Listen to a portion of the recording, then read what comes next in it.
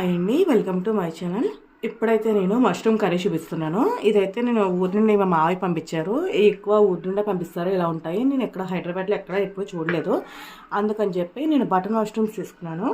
ఈ వారంటీ కూడా 2 to 3 years ఉంటుంది. ఇచ్చిన దాని మీద నేను ముందర తీసుంచాను క్యాప్, ఎందుకంటే చాలా టైం పట్టింది రావడానికి. ఇదిగోండి 23rd to 2023లో అయ్యింది. 2025 వరకు ఉంది.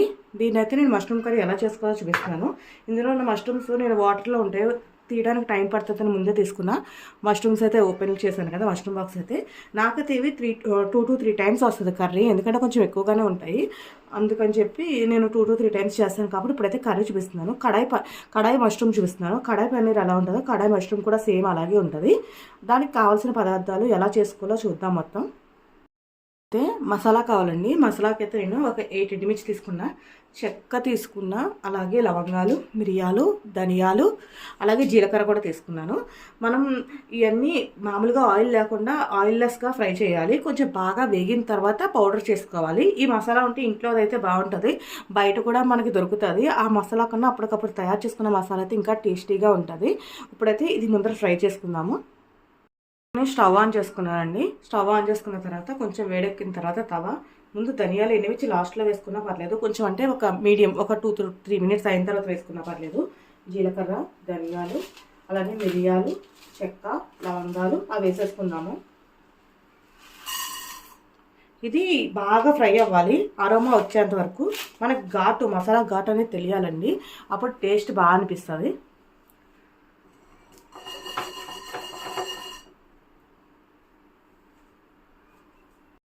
కావాలో చూసుకుందాము. దానికోసం అయితే నేను ఒక క్యాప్సికమ్ తీసుకున్నానండి, పెద్ద సైజు.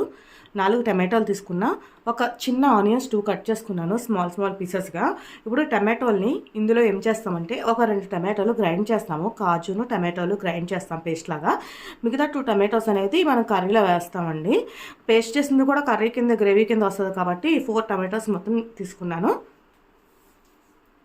ఎండుమిర్చి కూడా వేసేసుకుందామండి, తెలుస్తుంది కదా కలర్ అనేది, నాకైతే మంచి అరోమా వస్తుంది. ఇప్పుడు ఎండుమిర్చి కూడా కొంచెం ఫ్రై అయిన తర్వాత మనం గ్రైండ్ చేసుకోవచ్చు. ఈలోపు టమాటోస్ అవన్నీ కట్ చేసుకుంటాను నేను.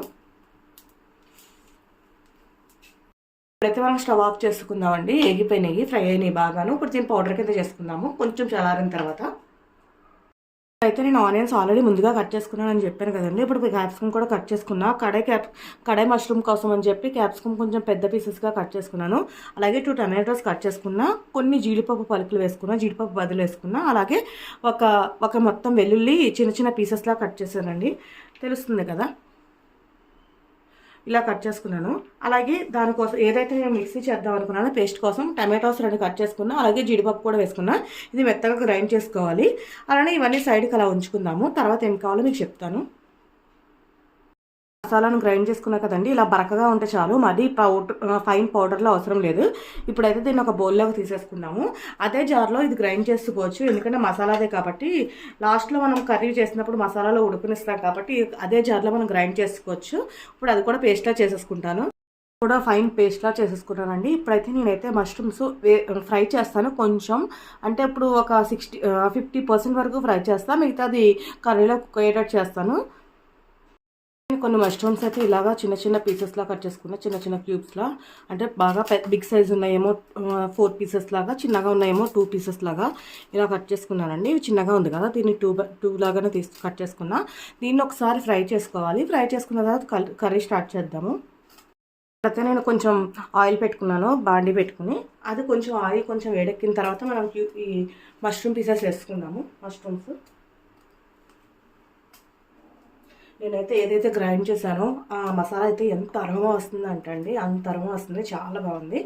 మీకు ఒక 1 day నేను మిరియాల మష్రూమ్ కూడా చూపిస్తాను, చాలా బాగుంది. అది కూడా నేను ఒక బయట రెస్టారెంట్కి వెళ్ళినప్పుడు ట్రై చేశాను.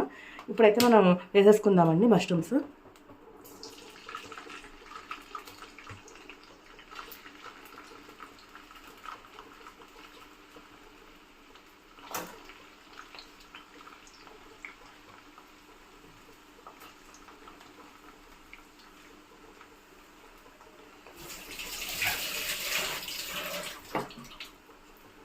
ఇప్పుడైతే ఇది ఒక్కసారి ఫ్రై అయిన తర్వాత ఒక 50% వరకు ఫ్రై అయిన తర్వాత మనం తీసేసుకున్నాము. మనకు తెలుస్తుంది కదా ఫ్రై అయినప్పుడు. అప్పుడు మనం కర్రీ అయితే ఏదైతే కర్రీ అనుకున్నామో ఆ కర్రీ స్టార్ట్ చేద్దాము. ఇప్పుడు కొంచెం ఫ్రై ఉందామండి. ఫ్రై అయితే అయిపోయినాయండి. ఇప్పుడు మనం గ్యాస్ ఆఫ్ చేసుకున్నాము. ఇలా అయితే సరిపోతాయి. ఇప్పుడైతే అదే బాండీలో కొంచెం ఆయిల్ ఉంచుకున్నాం కదండి, అందులో కొంచెం జీలకర్ర, కొంచెం 3-4 ఎండుమిర్చి వేసుకుందాము. ఇంకా అసలు అందులో ఇంకేం వేయాల్సిన అవసరం లేదు.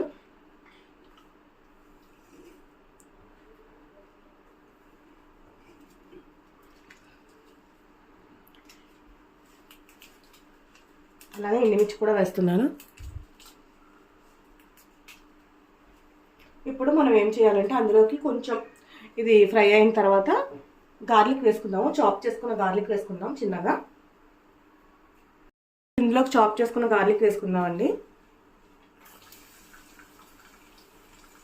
గార్లిక్ కొంచెం ఫ్రై అయిన తర్వాత ఆనియన్స్ వేసుకుందాము. ఒక 2 మినిట్స్ ఉంచుకుందామండి, ఫ్రై అవుతుంది. ఏదైతే ఆనియన్ కట్ చేసుకున్నామో ఆనియన్ వేసుకుందాము.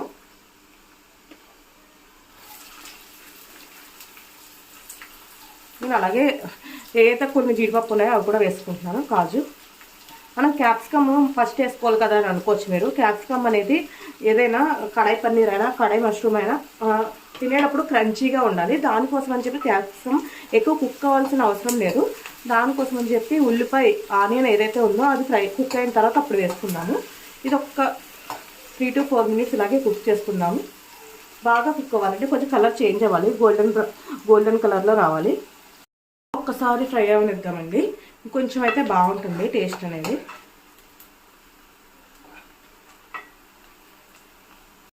ఇప్పుడైతే మనం కొంచెం గార్లిక్ పేస్ట్ వేసుకుందాము.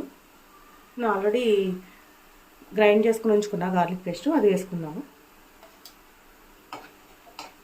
ఇది ఒక్కసారి గార్లిక్ పేస్ట్ కొంచెం స్మెల్ పోయేదాకా ఫ్రై చేసుకున్న తర్వాత ఇప్పుడు మనం క్యాప్సికమ్ వేసేసుకుందామండి.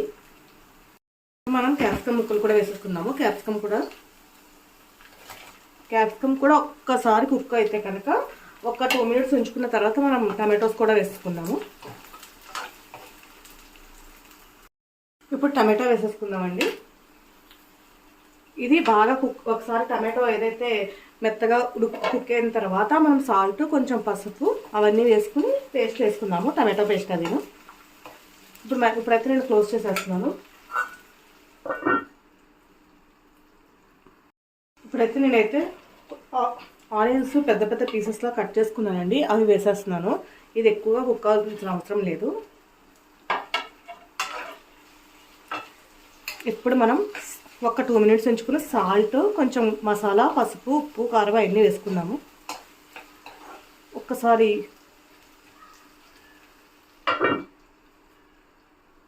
ఇప్పుడైతే మనం చూసుకుందాం. ఒకసారి కొంచెం ఉప్పు, కారం వేసుకుందాము.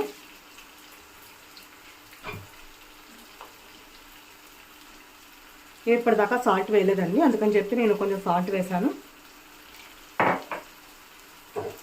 అలాగే కారం,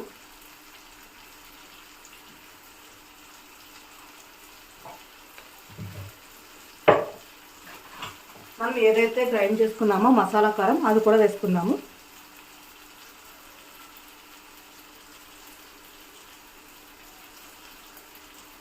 కొంచెం పసుపు కూడా వేసుకుందామండి.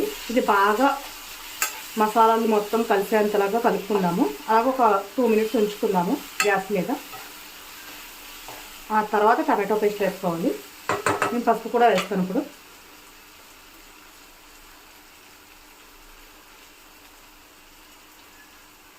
కొంచెం పసుపు,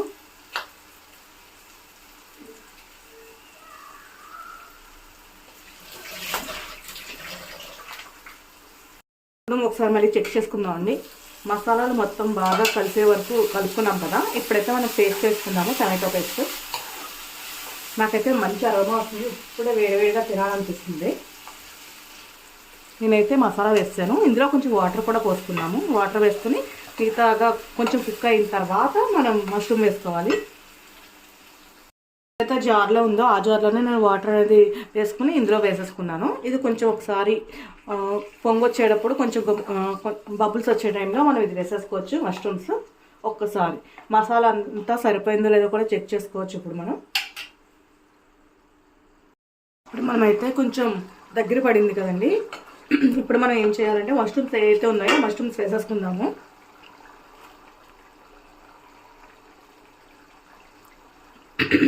ఒక 2 to 3 minutes ఉంచుకుని మనం గ్యాస్ ఆఫ్ చేసేసుకోవచ్చు.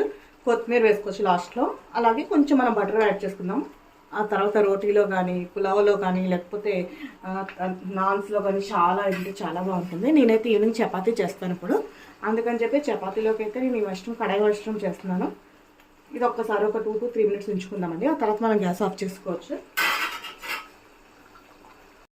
అయితే ఒకసారి చెక్ చేసుకుందామండి.